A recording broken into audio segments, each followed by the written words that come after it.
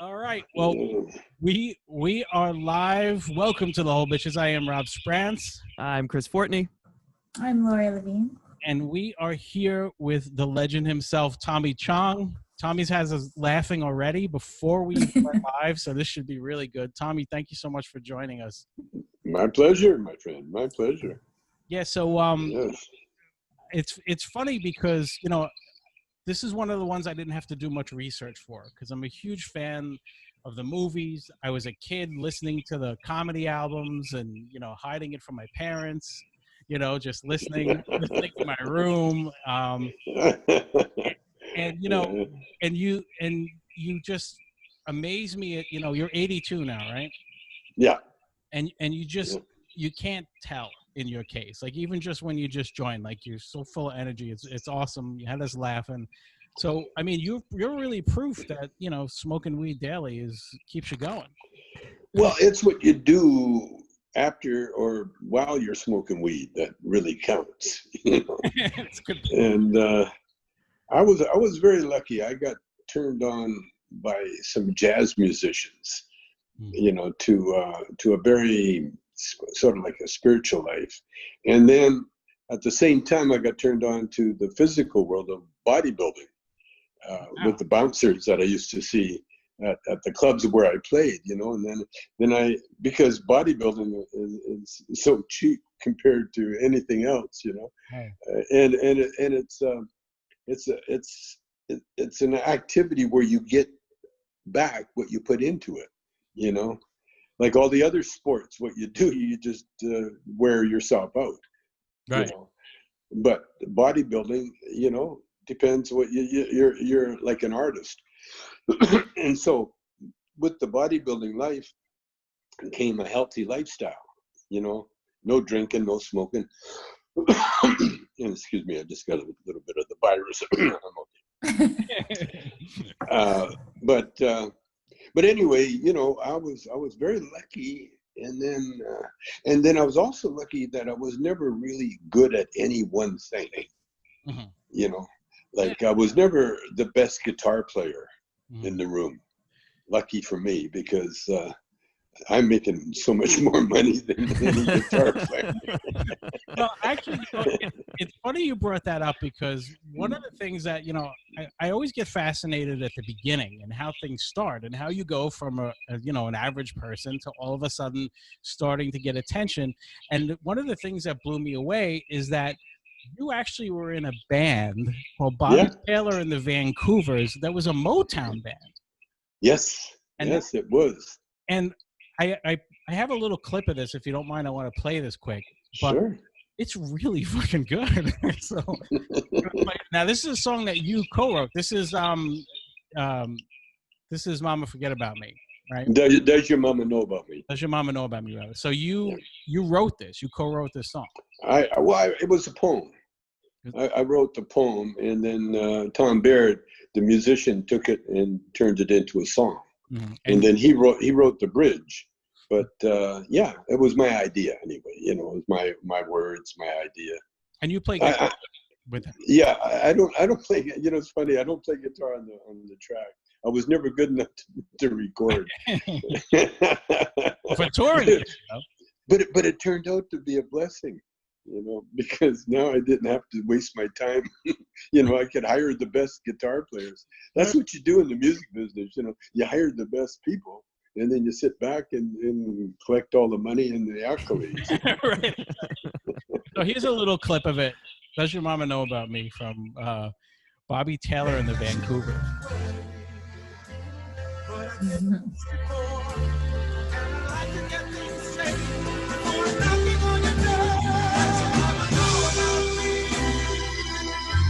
That's just that awesome Motown vibe, man. It's so cool. Well, Bobby Taylor had this magical voice, and I was struggling with another band, but off and on.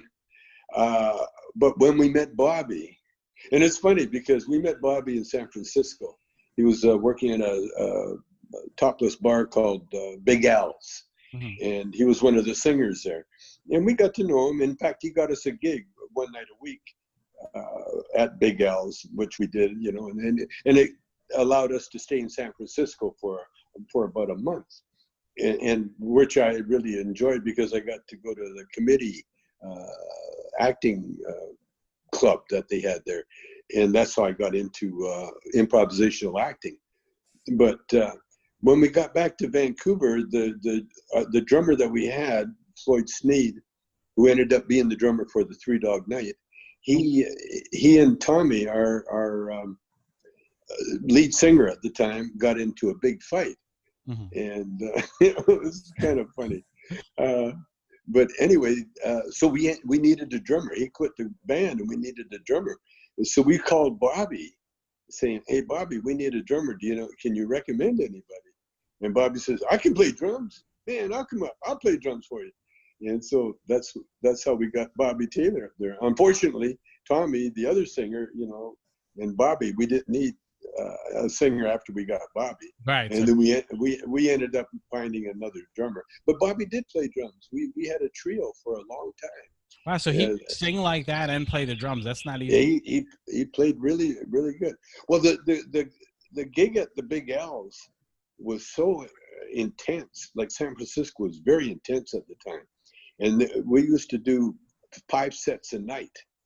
And there was no break. The musicians would lead one by one. And then they'd either play without him, or Bobby, he could play a lot of instruments. And so he would play the drummer. He would sit in for the drummer while the drummer took a break. And so Bobby really could play drums. Wow. But Bobby was a legend when we met him. He had a record out called "Been So Long" by the Pastels. Yeah. Okay, all right. By the Pastels, that was his. And by the way, he doesn't go under Bobby Taylor. He was cheating. He entered a contest and he was supposed to be in the military, and so he pretended he was. So he pretended he was in the military with another name, another ID, but it was his voice that it was him that was singing "Been So Long," and so a great song.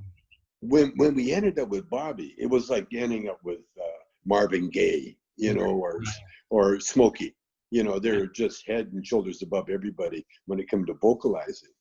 And then when Motown, what happened, Diana Ross came to the club, the after hours club that we were working in, and she caught the act, Diana Ross and the rest of the Supremes. They came down, and Diana Ross was messing around with Berry Gordy at the time. So she called Barry and said, "Come on down, you got to see these guys." Of course, then they would get together. So Barry flew to Vancouver, and he signed us that night. He saw us, and just right away, he said, "Okay, you're in." That's awesome. And then he forgot about us. He signed us, and then he forgot about us. He didn't shut Diana up, probably. Well, yeah, I think she kind of got in the way, anyway. So then we had this Motown contract, but then we had to get to Motown. Well, Bobby Taylor, he's from New York, so he doesn't mess around. He says, "Come on, let's go." And so what we did, we gigged across America, and we went from Vancouver to Seattle, and then we played in Los Angeles, and then we flew from Los Angeles to Detroit. And then we recorded "Does Your Mama Know About Me?" and that changed everything. It changed Motown, because up until then, Motown, they had "My Girl," they had "Tracks of a Tears," all that, but they never had anything dealing with race until we did "Does Your Mama Know About Me?" Yeah, that's the point. And then when they did "Does Your Mama Know About Me?" then "Love Child" came out. And Papa Was a Rolling Stone, and then they just went all out on the other end. Yeah. Now they used to be a lot of tours back then where they'd have like 20 Motown acts in one shot, and everybody was together, like do 2 or 3 songs. Like, did you tour with anybody? Absolutely. Cool. We toured with them all. It was called the Chitlin Circuit. Mm-hmm. That's what we did. We did all the uptown, all the Fox theaters around town, like Detroit Fox Theater, and we played the Apollo in New York. Oh wow! And we did the Uptown Philly, the Uptown Theater, and every ghetto.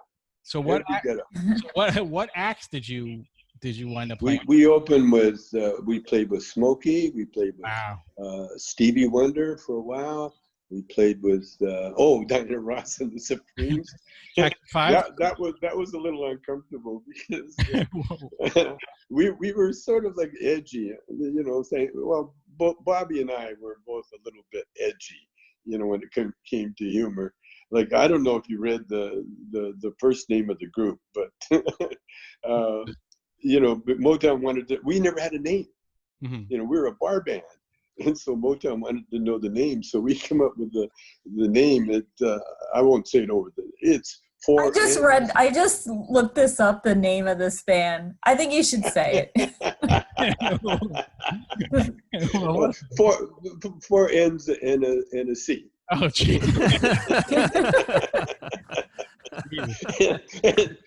and we had the name up on the marquee for one night, and then that night nobody came to see us.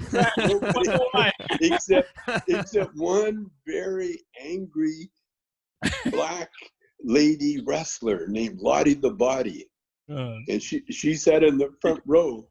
And halfway through a set, she goes, "Well, I see the end, but where's the C?" and my dad, who was a C, he was Chinese. He didn't know that we put that up on the marquee, so he came over to give her a lecture about, you know, we don't have that kind of talk here. And Lottie the Body stood up, grabbed my dad, body slammed him on the dance floor. And so I threw my guitar down. I went to save my dad, and she grabbed me and body slammed my ass on the dance floor. and all the ends were on the stage laughing their butts off. Oh, God. And so then we changed the name. We changed the I name can understand why. That would make sense that they would. Then we changed the name to Four Color Guys and a Chinese Lad. The lad part makes it fancy. Makes it classy, yeah. Yeah, and Motown said, "Nah, we'll call you Bobby Taylor and the Vancouvers because we're from Vancouver." Yeah. So actually, Barry Gordy named us.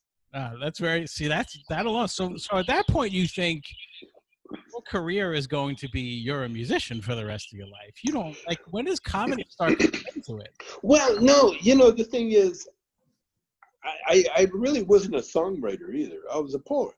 Mm-hmm. And so I thought, well, I wrote a song. It's on the hit parade. You know, I'm going to become a songwriter. You know, I'm going to write songs. And then my guitar playing was never up to snuff. So they had other studio guys sit in for me for that. And then what changed everything was that when we were on tour, we toured with Jerry Butler, and we were at the Regal Theater. And the opening act had won a contest, a high school contest. And they had a contest with all the bands in the different high schools. And this band was from Gary, Indiana. Okay. And they were called the Jackson 5 plus Johnny. Wow. And so they literally opened for us. And when we heard Michael sing My Girl, I mean, he did it better than Smokey.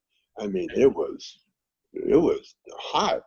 And so Bobby said, "Hey, you know, Bobby's crazy as can be." He says, "Come on, guys, you can stay at my apartment. We'll turn you on. We'll get you signed with Motown." And so all the Jackson 5 and Joe, they moved into Bobby's apartment in Detroit. Wow. And my daughters at the time, we just moved my first wife and my two daughters. You know, my first wife, Maxine, again another soul sister, and my two black daughters moved in, and so we can say that my daughter slept with Michael Jackson. But then he went to court, so I said, you might not want to say that, but you could. Yeah, I ain't gonna say that. No. But anyway, we were the responsible. In fact, I was the only white guy that Joe Jackson knew, you know. And so when he got the contract from Motown, him and Bobby brought me the contract because I was the most Jewish looking guy around. So you were one. And so they handed me the contract. What do you think? And I said, I don't know. Let me think. Yeah, that's good. Did you ever? Yeah. So they signed up, and the rest is history. That's incredible.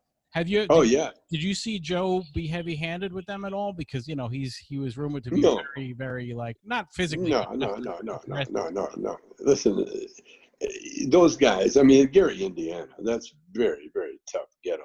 Yeah. You know, very tough. And what Joe did, he kept him off the street, Hmm. and he kept him practicing. He basically locked him in the house. Right. He said, you're because Joe was in a band, and Joe knew what it took to become good. And then when he saw how good his kids were, especially Michael, Yeah. he knew he had something. And so what he did, he just kept him in the house, and he just made no. Hey, listen, you know, all that stuff. It makes good copy, you know. But no, I was there. I know. Michael was amazing because Michael was fully grown when I met him. He was like an old man at 8, 9 years old, literally. And The way he'd comb his hair, the way he would act, you know, backstage. He never played with kids or there, you know. He was very quiet, and he would practice his little dance in the corner, you know. He was serious as can be. And then the older, he sang like an adult. the older he got, the younger he got. It was weird. Yeah. It was weird. He went from an old man to a baby. I know. To a young baby. When he died, he was like a child. Yeah. Yeah. So how do you wind up getting into comedy? Like where does that go? Like do you start Well, doing I got it yourself? fired. Do you meet Cheech first? How does that work? No, I got fired from Motown. Literally, I got fired. It's a funny story. But see, I had my girlfriend, who I'm with now, Shelby. Shelby, I got her pregnant, and so now I'm married. I got 2 kids. They're in Vancouver. I got Shelby on the road with me, and so Bobby Taylor. Oh, that's what I was going to round. So Bobby Taylor, when we found the Jackson 5, Bobby got the job of producing their first album. It was like a payment for Bobby for bringing him in the 5, you know, and they all love Bobby, you know. So Bobby produced the first album, and he also kind of quit the Vancouvers. You know, he went solo. And so now we had a band, but with no lead singer. And so Barry Gordy had us backing up Chris Clark, another one of his girlfriends. And so we were in a gig, and now I got Shelby and the baby on the road with me. And so we flew to Cherry Hill, New Jersey, and we're playing there. And then I got notice from the green card, you know, the immigration, that I had to go to a meeting on a Saturday. And you can't miss meetings with the immigration. You know, if you do, they'll just, you know, throw your thing out and say, you know, you can't make a meeting, you're not going to get a card. And so I told the road manager, I said, listen, I have to leave. I have to go back to Detroit. And he said, well, if you leave, you're fired. And I looked at him, I said, you know, and I've never had a boss. You know, I owned the club that I started the band. I was like the guy. I was the guy. And all of a sudden I got a road manager telling me that if I leave the gig, I'm going to get fired. And so I kind of smiled at him, went back, got my green card. Then I came back to the gig, and he did fire me. Wow. Maybe he was maybe they were looking to kick you out anyway. No. I mean, it was, but what, you know what it did? The rest of the band, they could have saved me. It just showed you. Right. Everybody was. They had no loyalty at all. None. But I was never a good band leader. You know, I was too nice. You know, because I didn't have the music skills that most of the guys in the band had. You know, yeah, but because I wasn't really serious. And so when I got fired, then my girlfriend Shelby and I went to movies, and we saw a movie called "I Love You, Alice B. Toklas" with Peter Sellers. Yep. It's like as soon as we saw that, it was being shot in Venice, California, and we're in cold ass Detroit, and we're in this old raggedy ass theater, you know, midnight theater, 50 cents to get in, and all the drunks and all the junkies are there. And we're sitting there and looking at, and I said to Shelby, I said, let's go to Vegas, let's go to LA. I got fired. And so we said, okay. And so then Barry Gordy called me the next day and he said, Tommy, there's been a mistake. Of course you're not fired. And then I told Barry, I said, yeah, Barry, I think I'm going to stay fired. I said, I want to become a Barry Gordy. I don't want to just work for one. Yeah. And he said, I dig that. I dig that. And he gave me $5,000 like severance. And that sent me off to California. Very cool. So then, yeah. I mean, you use your music ability throughout the comedy career too. I mean, oh yeah, you have a lot of songs, Basketball Jones, and I mean, so many. Like you're writing, so you can still see like you play guitar and a lot of the. So, oh yeah. So you had you got to use it in a way, and in your totally. Totally. But I got to what I found out was stronger was my intellect, my talent, because all the times that we're on the road, I'd go see Second City, I'd go see The Committee, and then I got all this comedy in my head, and then when I went back to LA, when I went back to Vancouver, after I stayed in LA for a while, I really went back. I was going to start a band, go back and start over again, get another band, get another singer, because the band we had with Bobby, there was a bass player named Wes Henderson, and Wes was really he was my partner, one of my first partners. I got him to play bass. He was just a singer, and I put a bass in his hand. But he was one of the guys that turned his back on me at the you got him gig. And he stuck a knife in you there. Yeah. In fact, I had him with me to get a green card because I got him a green card too at the same time. Oh, that's messed up. Which he never used, because his wife and him, they didn't want to leave Canada, for the States. But anyway, I got interested in comedy, and so when I went back to Vancouver, by that time, people were giving me nightclubs.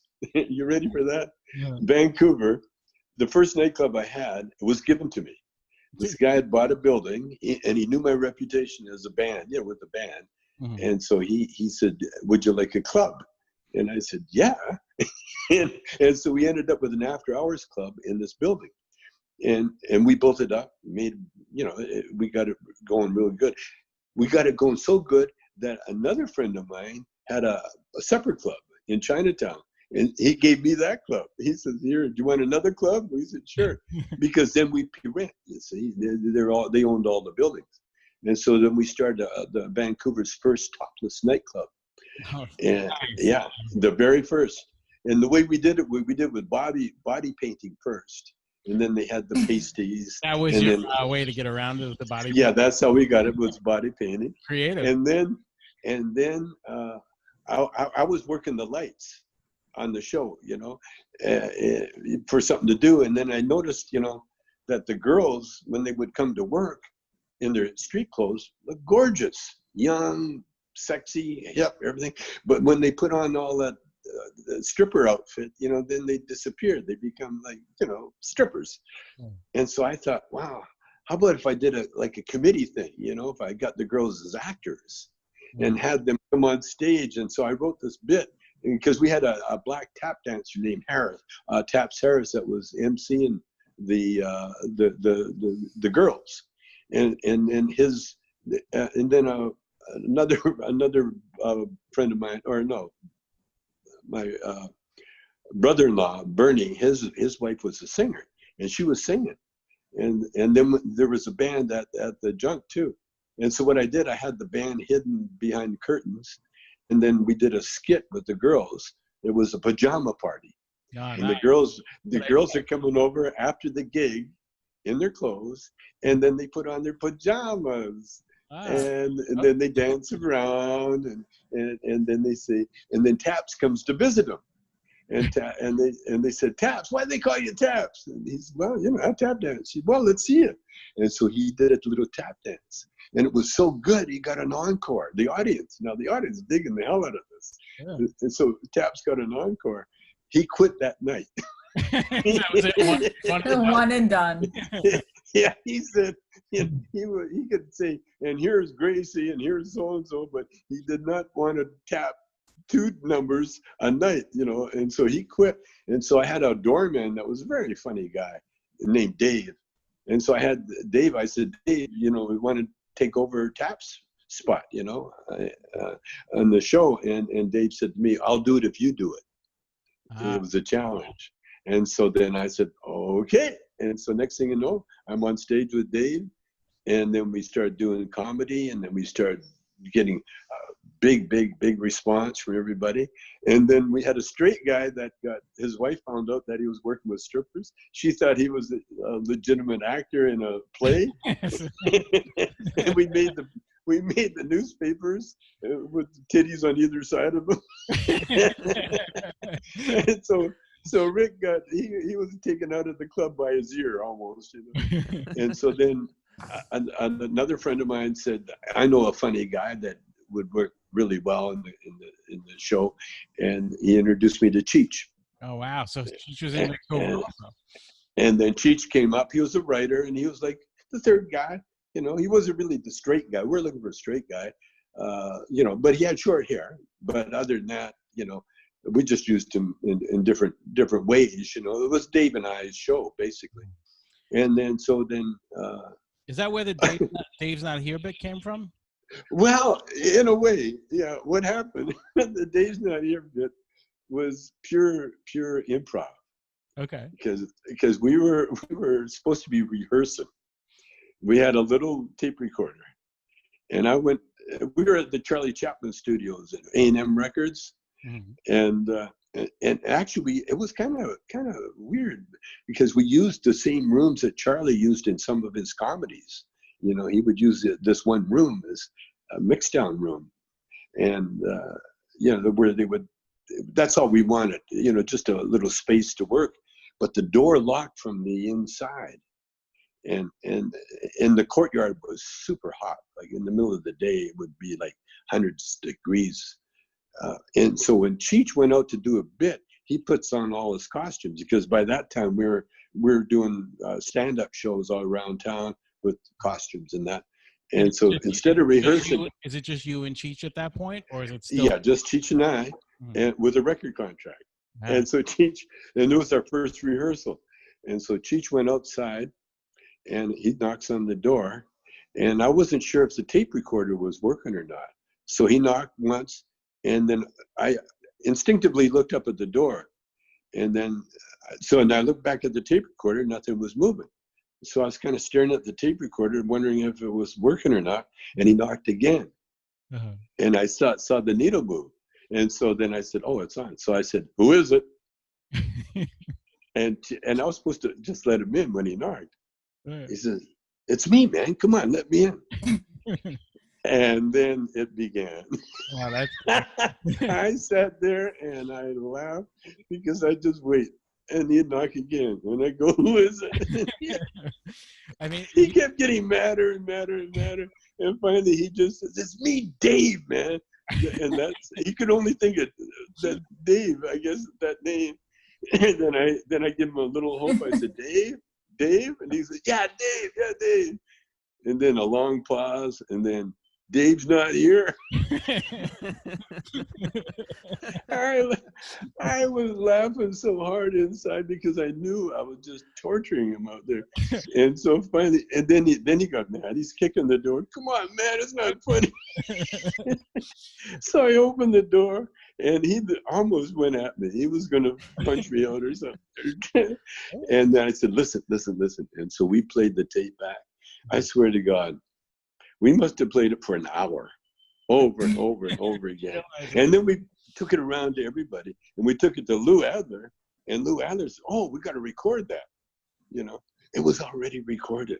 Yeah. But we went into the big studio, and Lou's the producer, you know, and he did the whole thing. And so we did Dave, and it was over in seconds. Right. But and then he says, well, what else you got? You know, they had the studio rented. And so then we ad-libbed Blind Melon Chidlin. Oh, yeah. You know? Yeah, then when we did that thing. And then we realized that we didn't need a big entourage, you know.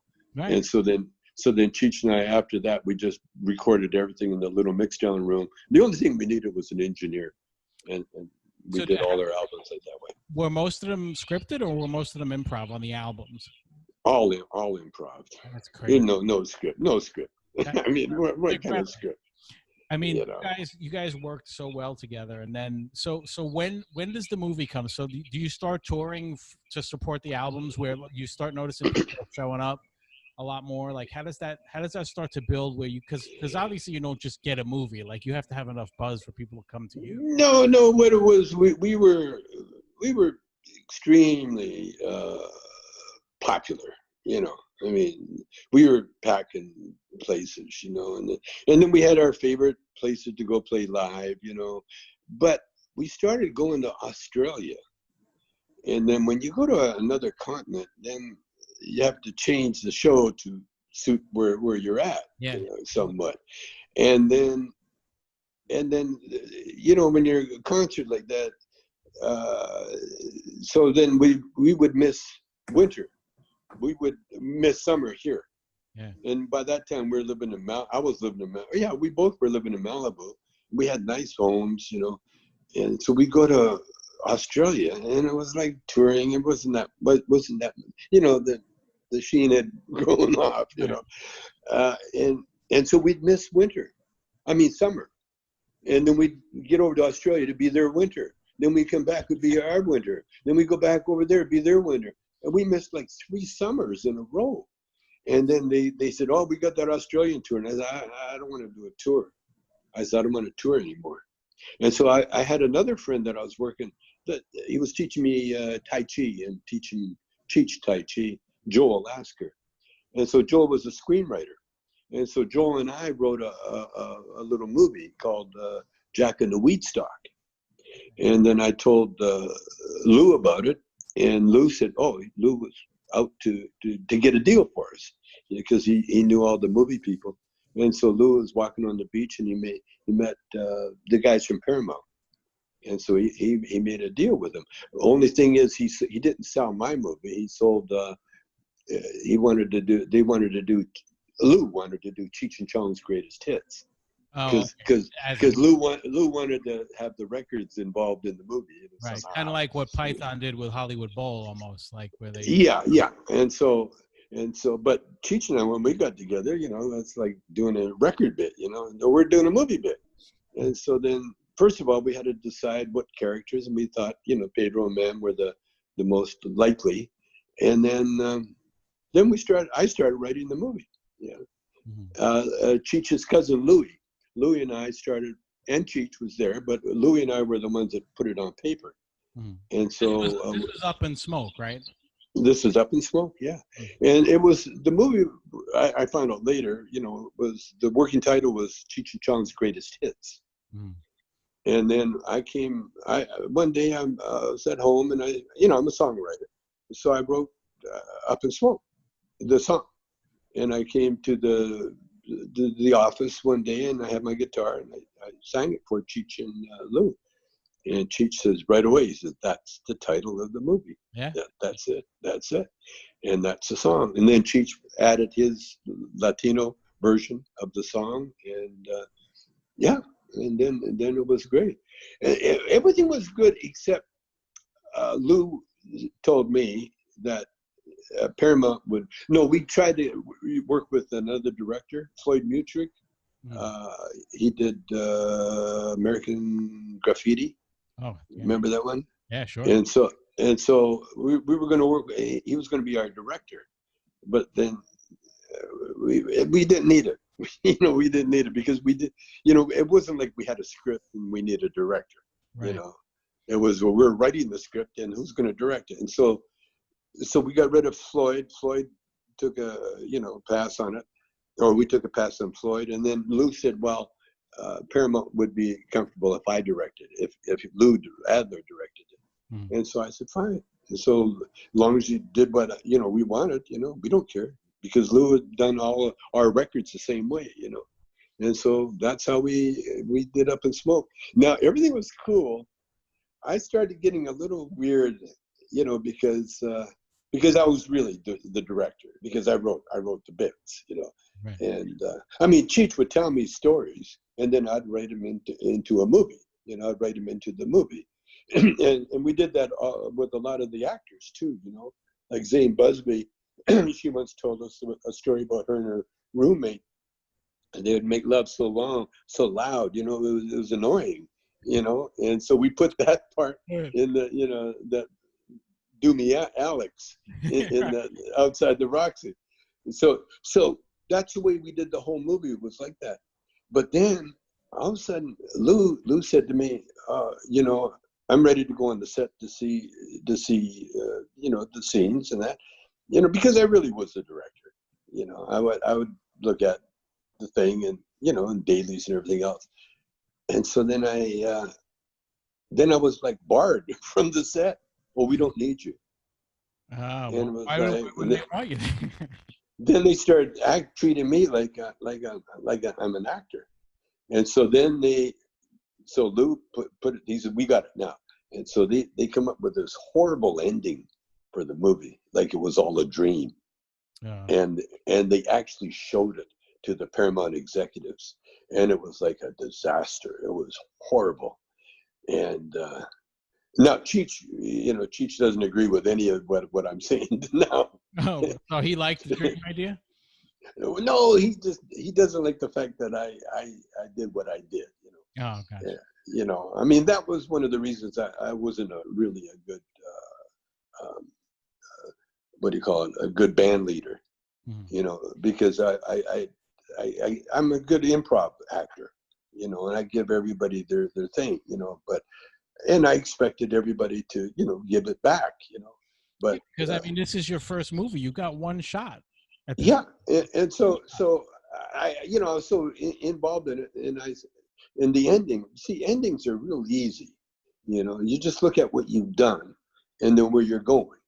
And so I looked at what we'd done, and we put a band together, and we're on the road. We played a gig, and so now all we have to do is just go down the road and sort of recreate another car getting high in the car, funny thing, and then go off ride off into the sunset. Right. And that's what we did. And then the movie, when they screened they screened it to an audience. They knew they had it, and it's still being played. That's how important. Were you surprised? Like, so is it one of those movies that was like, how did the critics receive it versus how did the fans receive it? Because a lot of times, you know, some of the greatest movies, even Scarface, the critics ripped it apart, and of course people just loved it. So, like, how was the movie received? Because it's got to be a nervous day when your first movie's coming out, and you're like, man, I really hope, no matter how much you put your heart into it, you really hoping everybody's gonna love it. Only if you don't have control. Yeah. See, you only feel that way only if I have control. You know, it's like doing a bit. You know, I know how to do bits. I know how to make people laugh. I know how to do a show. And if there's 5 people or 5,000 people or 50,000 people, it doesn't matter. You know, you do your show, and if you do a good job, that's it. We were critic proof. We always were. In fact, we got good criticism. Pauline Kael, not Up in Smoke, but Pauline Kael for Next Movie. She just gave us a glowing review. That's my favorite one. Next Movie's my favorite, and yeah, you know, that was pure Tommy Chong. Yeah. I directed it. You know, I wrote it, I directed it, and that was it. That has so many classics in a row. I mean, you've got the laundry detergent. You've got it opens with the garbage can of gas. It's got Hey Pendejo. It's got, I mean, it's my favorite of the bunch. Yeah. And you know, they're all really good. And I know a lot of people, you know, Up in Smokes is the one most people, you know, stand by. Like, that's my favorite one. And I always argue, I think Next Movie's the best one. And what's your favorite of the bunch? I probably like Still Smoking. Still Smoking, yeah. The reason I like Still Smoking was that it was supposed to be a concert movie. Eddie Murphy had done a concert movie, Raw, and so Paramount was all hot on us doing a concert movie. But when I was in the midst, I was living in France at the time, and I was ready to do a Cheech and Chong film festival in Amsterdam. I had that all set up, ready to go. And then we got the call from Paramount. They wanted to do a concert movie for $1 million. And so I said, no, we'll do a real movie for $1 million. It'll be us getting ready to do a concert. Right. A billion movie. Good idea. And that's what it was. That's what it was. And so there again, we created the first pot restaurant in Amsterdam, and it stayed after we left.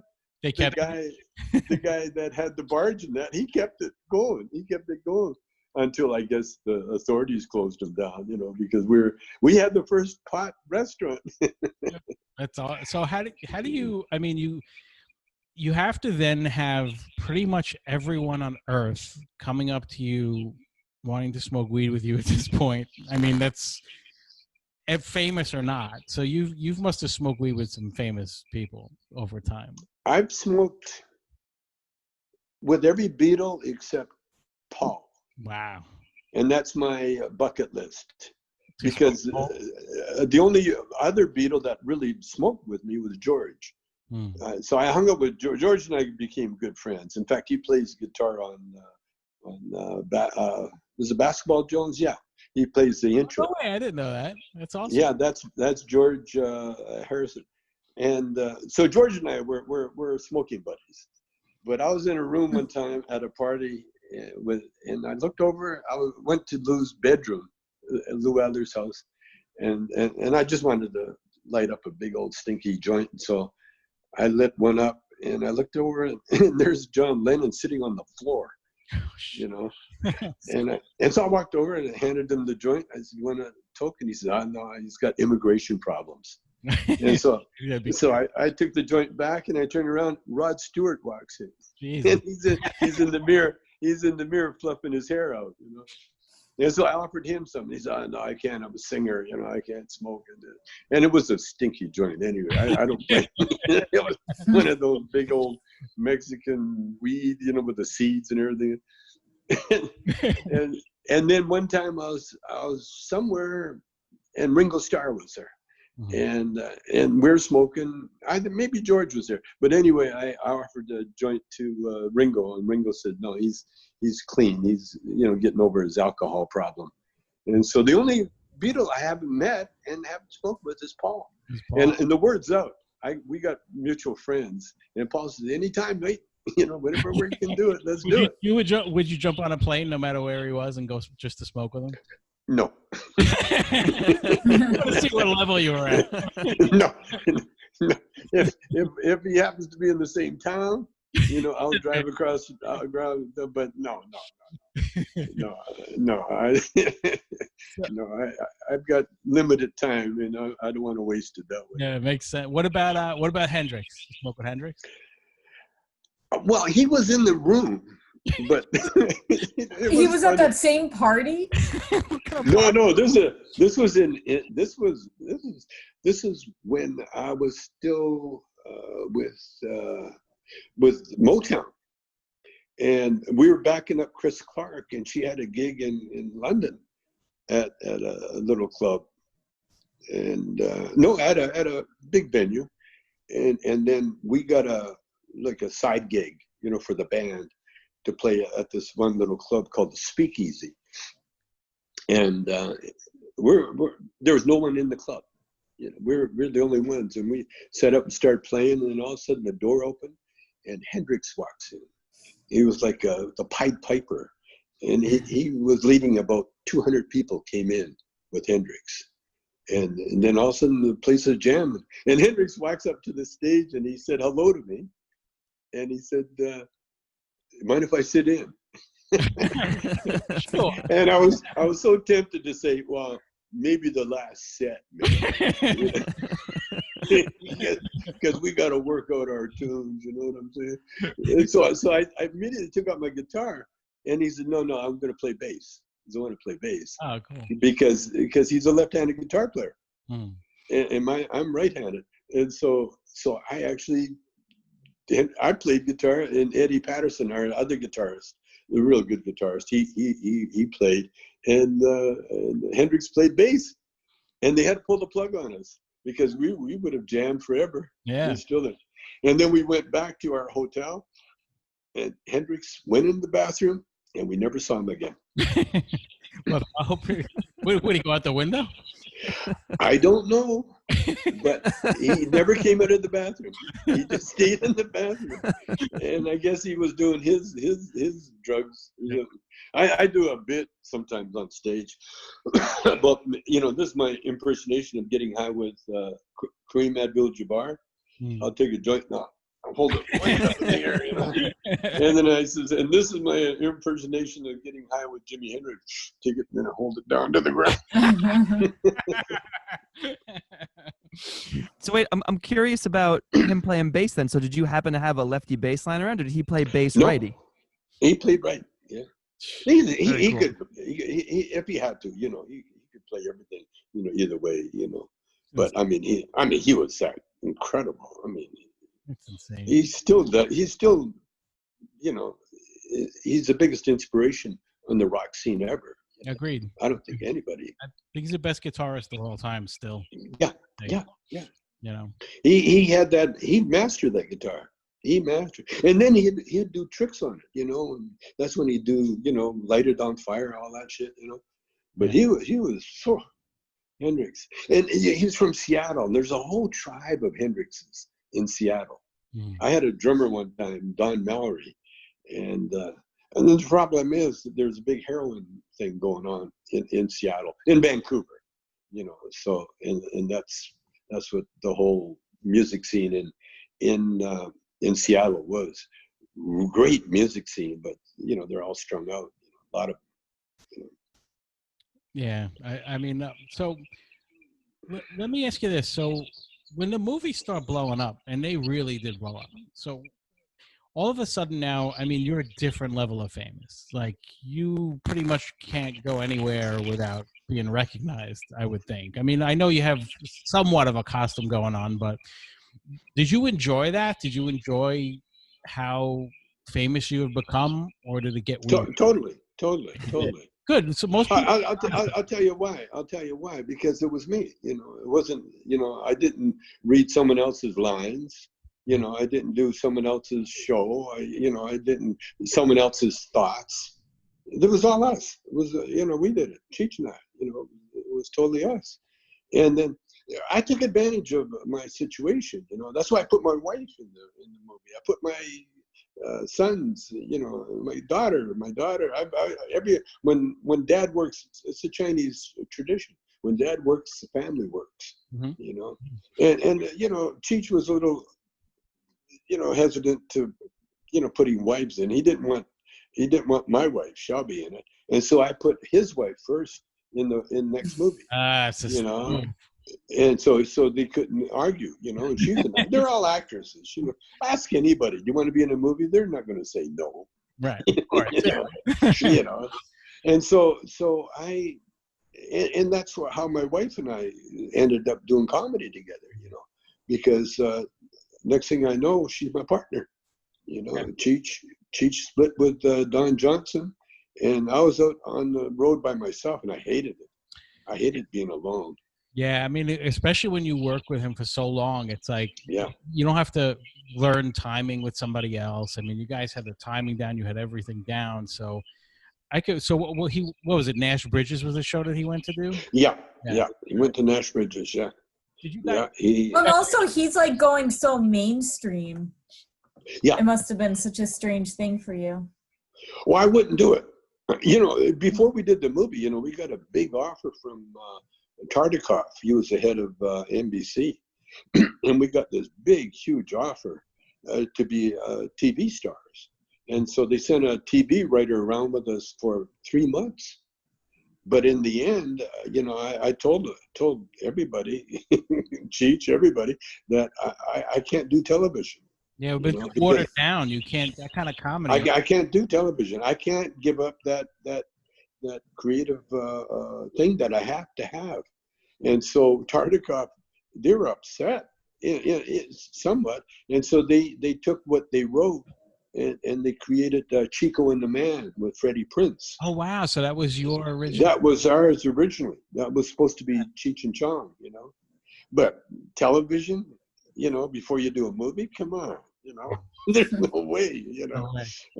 I mean, especially when you write and direct and you do all that, you know. I couldn't do anything. Did that put a strain on your relationship with him as friends, or were you cool with it, or how did? As with Cheech, Yeah. it probably started the strain. The real strain really was him and his first wife were breaking up. Mm-hmm. And I put her in the Corsican Brothers. Okay. And she was kind of being mean to Cheech, you know. She was being this prima donna. She was trying to be an Olympic horse lady. And so she had her horses flown over to Paris while we did the movie, you know. And she was trying to, I guess it got a little competition going, you know. Yeah. But it wasn't pleasant because Cheech wasn't happy, and then he didn't want to do the Corsican Brothers, you know. And then he told me, he said, well, we'll do it, but we can't have any dope in it, you know, because he wanted to get away from the dope thing. It's so funny because Cheech really has like he's Mexican, but he was raised like a white guy. Right. You know? So he really got more white guy moves than Mexicans. And I had to dig it out of him. You know, even when he was in Vancouver, he was like a white guy. You know, we didn't even know he was Mexican until we got to LA. Yeah. And then when we got to LA and we're doing clubs and we weren't going over it all. And so I finally told Cheech, I said, come on, man, you're from here. There must be a character that these people can relate to. And of course, you know, he's the comic genius that he is. He said, yeah, there is one. I said, what is it? He says, the lowrider. I said, that's what he called it first, the lowrider?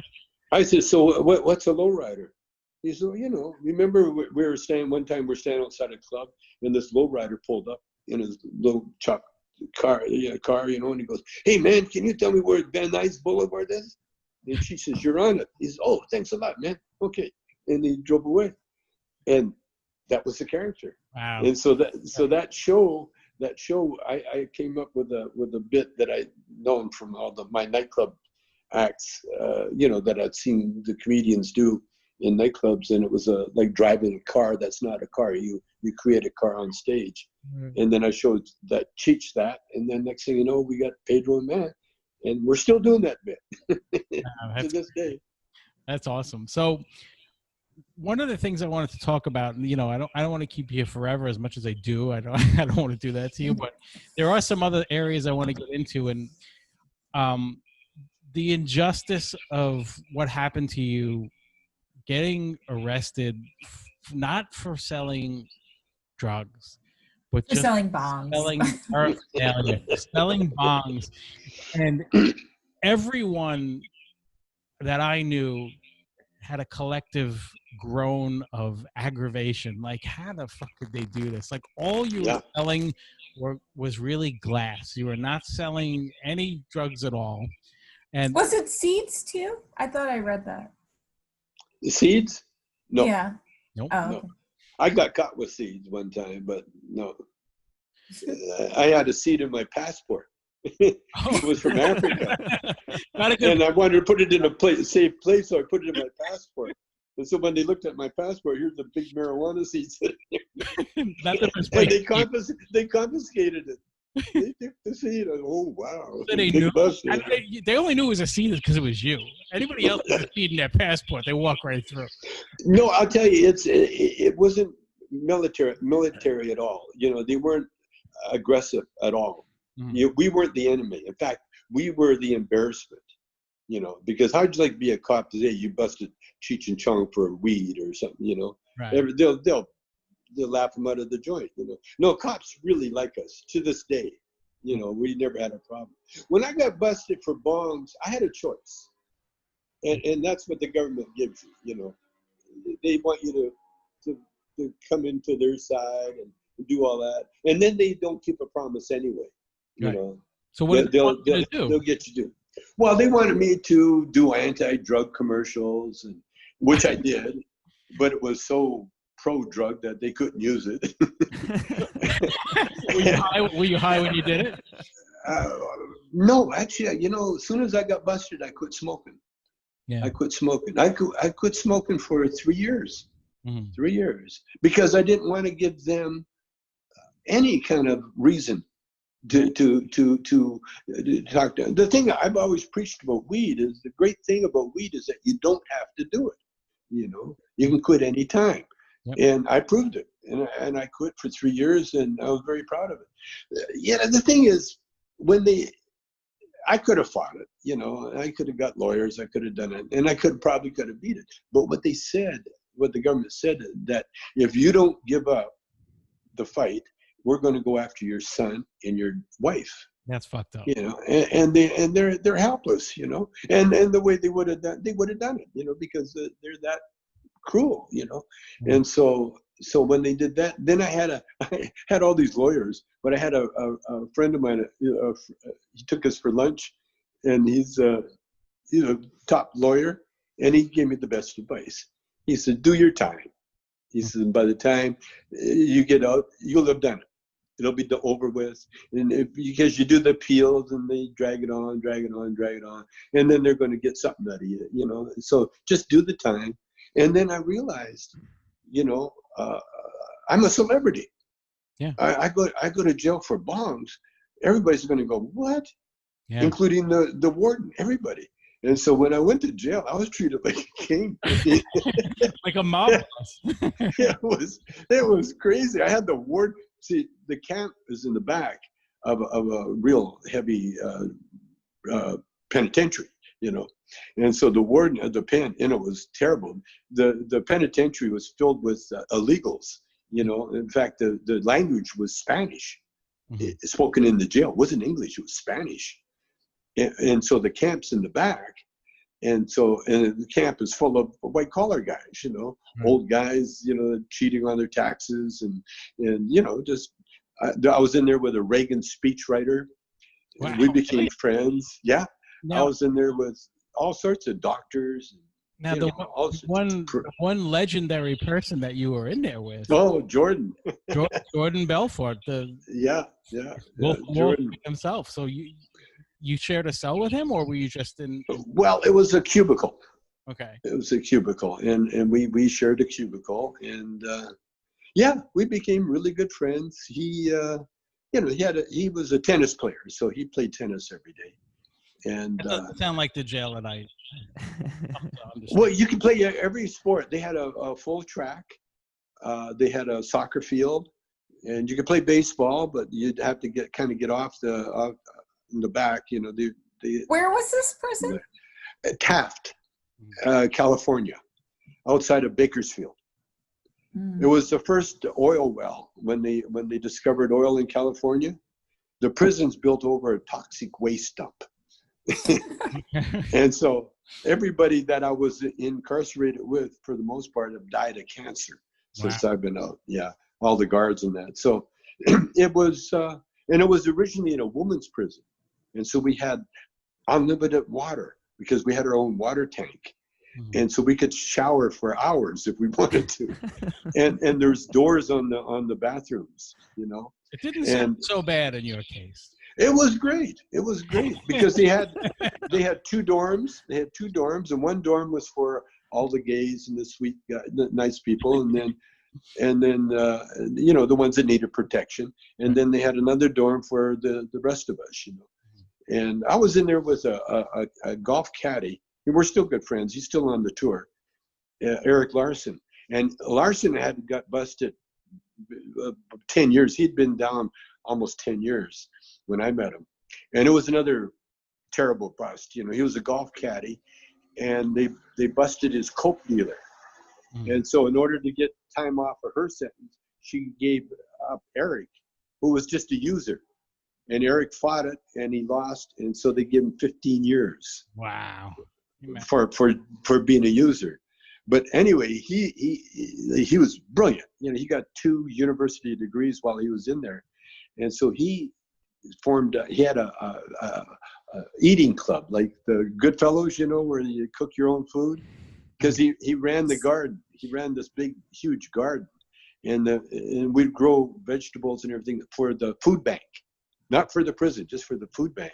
And so we had all these fresh vegetables, and so Eric would cook with his other buddy, and we would have a gourmet meal every night, alone in our own special dining room, because it was a TV room. Everybody would go to the mess hall to eat, and we would have our own special place.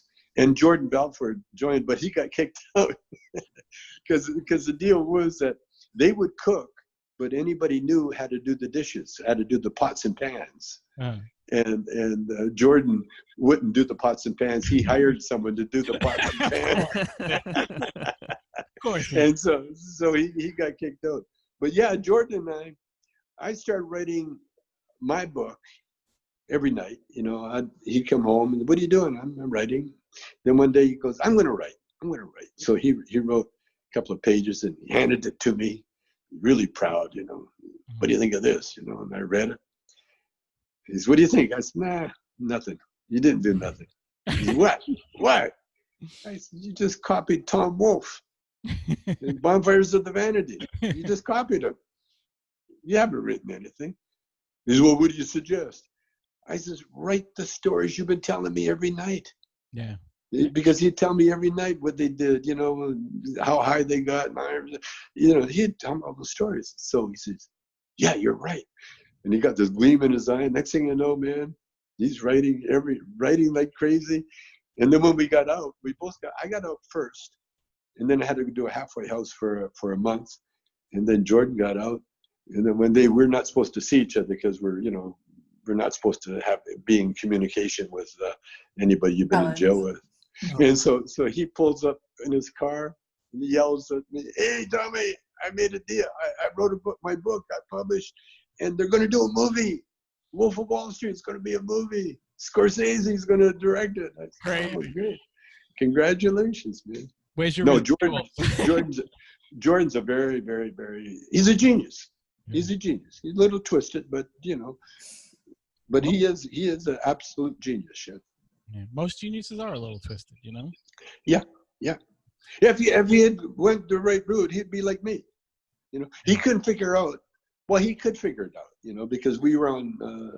We ended up accidentally being on Channel 5 News, and in the morning, and there's Sugar Ray Leonard and Jordan Belfort, myself, and so we all take pictures and everything else, and then the announcers come in and start talking, and Jordan, you know, he's one of the boys, you know, and then they shot him down, you know. They said, you know, no, you're not like Tom. You're not beloved like Tommy because right. you stole money and all that, you know. It was a little reality check, but no, Jordan, if he had went the straight route, you know, he was going to be a doctor.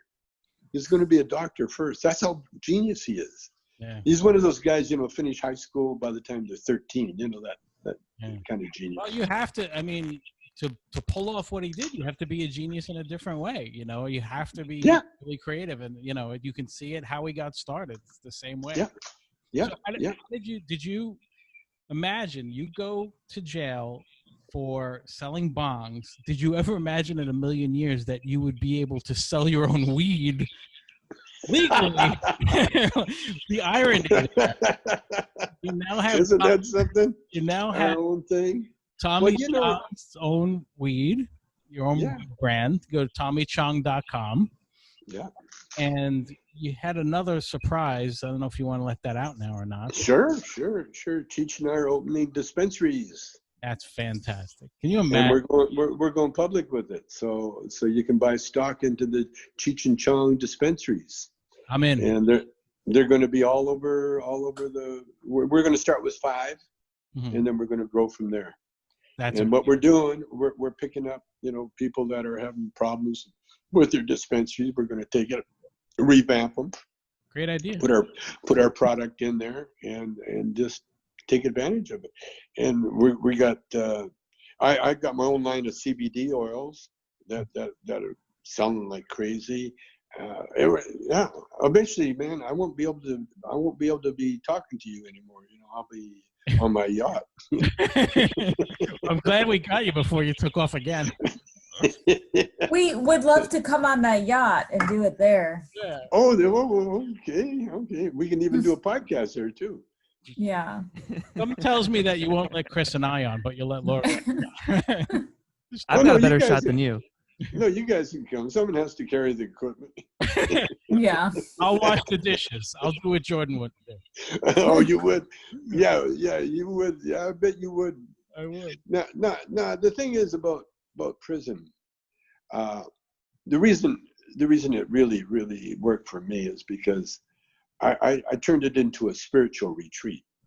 I used the time there to really examine all the religions, because the Catholics would have their own rituals, Jews had their own rituals, Muslims had their own rituals. Everybody had their own rituals, and when I was there, I didn't discover it there, but I discovered it later when I got out, just not too long ago.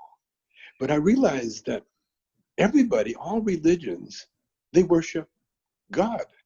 Mm-hmm. Oh. Mm-hmm. And so the most powerful word in our language is the word God. Now, if you read the Bible, it'll tell you that, if you have God in your heart, everything will work for you. Mm-hmm.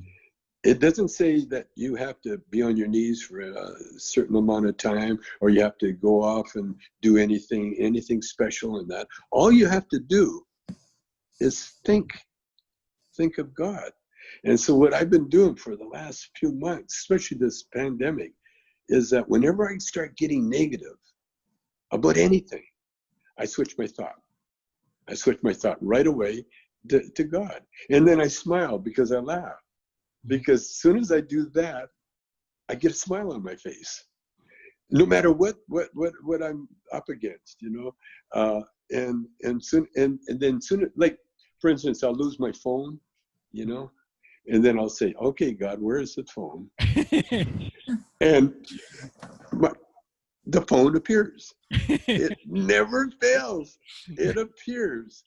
It is a miracle. So crazy.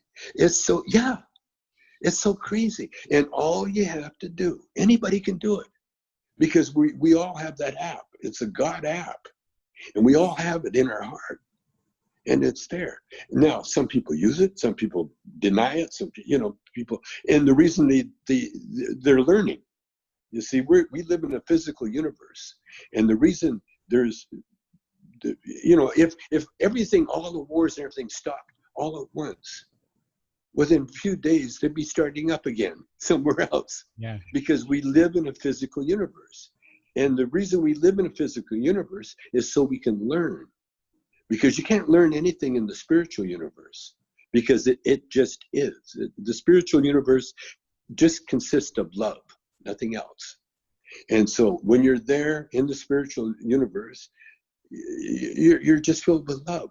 Now, when you come into the physical universe, that's why you come in as a little baby, because you have to learn right from the beginning how to interact with your surroundings, and with what you're doing, why you're here, and everybody's here for a reason, and you yourself, you pick that reason. When you look at your past lives and you figure out yourself, what do I need to learn, and then that's what you need. Where were you weak? Where did you fall down? And then boom.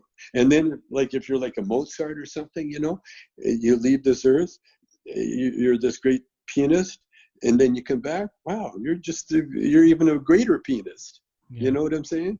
Because there are certain things that are eternal, and music is probably one of the things that have always been here, music. Mm-hmm. And so when you see musicians together, that's how you bond together. That's where there's no racial inequality with musicians. Mm-hmm. Because it has nothing to do. It has nothing to do with what you look like. It's what you can do. And so music. That's why music. And if you get into music, that's what you find out. And so. And the other thing you have to do when you think of God is that you don't want to interfere with anybody else's growth. And so you don't try to put your beliefs onto somebody else, because your beliefs and your wants and needs are totally for you and nobody else, not even your wife, not your kid, not your mother, father, anybody. You are totally an individual. But if you think of God, then you're an individual that has guidance. Now that guidance that you have, it's like having a, what do you call it? The map when you're driving somewhere, And you put it in there and you get taken to where you're going. Well, we've all got that app, and the sooner everybody starts using it, the sooner they will be happy. But like I say, I don't push this on anybody. I just tell them how it works for me, and I'll leave it at that. And you seem incredibly happy. You really do. Oh, and that makes me happy. My wife is so beautiful, and she cooks, and even though, see, she gets pissed off at me all the time because I'm old and I can't hear, and there's a lot of things, and I'm slow, and there's all these things. But the minute she does that, I think of God, and gets you out. and next thing I know, she's out there baking my favorite bread. She doesn't know this trick, by the way. She won't listen. She doesn't know what I'm doing, because Tommy, I won't tell her. We're not going to tell her. You're speaking so passionately and so eloquently about spiritualism and music. Have you combined the two in any way? I mean, are you writing music for yourself or for others that bring those two passions together? Well, what I do, I use my phone, and I wake up in the middle of the night, and I'll have a phrase, or I heard something, and then I'll write it down, and then I'll play with it, poetry, or rap, whatever you want to call it. But I do it. But what I try to do is to keep it like Does Your Mama Know About Me? As a good example, because it was just a simple question, does your mama know about me? Does she know what I am? Will she turn her back on me or accept me as a man? And that was just a simple thought, And so I do, I do that. But again, I don't push it. I like when Martin Luther King got murdered, I wrote a song, and I played it for Berry Gordy Jr. And he goes, "Nah, that's not good enough." He shut it down. But I kept the song. Yeah, but you got it out. You got it. You took what you. And it works. You got it. Yeah. Yeah, it works for the pandemic, And so maybe one day I'll have it. It might be spoken word, a little jazz in the background, It might be that, But what I see it's my life that I'm so amazed at. I'm amazed at where I am at now. That's why when they say, "How are you handling this pandemic?" Are you kidding? I'm in heaven. I'm in heaven. Look at me. I got my guitar. I got my weed. I got a pool. I got a beautiful house. The sun's shining. I got a gorgeous wife sitting there waiting for me to get off the phone so she can cook supper. I mean, could it get any better? Yeah. And all my kids are happy. All my kids are doing fine. It's amazing. For a while there was a problem, with my one son.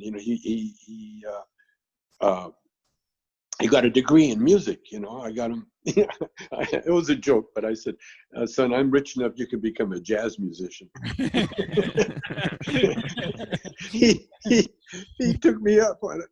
He took me up on it, and he really hasn't really had a decent any kind of paying job. His wife is a genius. She's into the windmills.